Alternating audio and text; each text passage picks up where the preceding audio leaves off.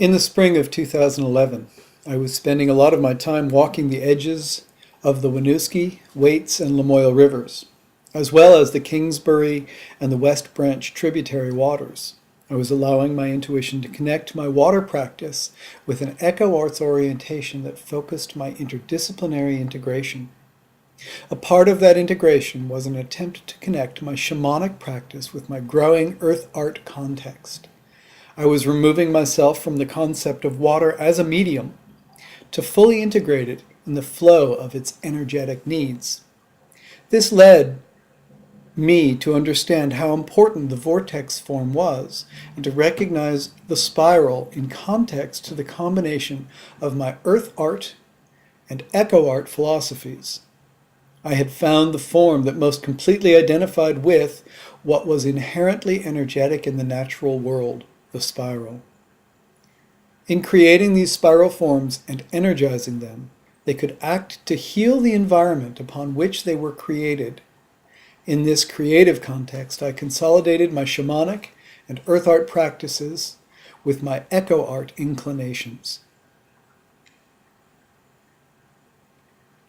I have mostly worked alone on these spirals, though I did some of them as a project with the children in the Hardwick, Vermont region while doing the practicum semester for my MFA studies while at Goddard College. I also mostly work in a guerrilla manner, without receiving permission nor asking for recognition in an attempt to be anonymous in their manifestation. Nathaniel, my son, frequently will join me.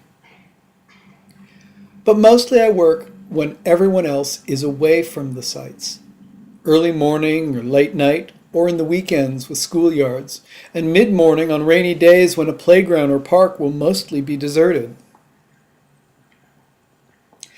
In my most recent work at museums and such, I have not shied away from engaging the viewers, and this expansion is allowing me a more direct approach to the integration of the audience into the projects. I select a site, wander it until I find a good place for a spiral, one that doesn't impede any current activity and allows me to work the ground. Then I start my exploration on an intuitive level and on an environmental level. I will sometimes regulate my impact by repairing the existing ground with raking or hoeing the stones, sand or bark, the grass, the snow or the debris. I work until I have created a location that I feel will be improved by my work, not diminished. When in the wild, on a riverbank, or on the shore of a lake or sea, I will assess the work to see if it will add to the structure of the bank or beach or will create erosion. Then I will begin to attempt to send my healing energies down with the least harm to the environment. I do not need to leave a deep gouge in the soil to create my spirals, as can be seen by this spiral. And when working on a beach, if I feel playful, I can leave a sand spiral, like a crop circle, that hangs in for a while, or closer to the tides is washed away with the next flow. I begin a spiraling with a meditation and follow this with centering and grounding while entering a trance state.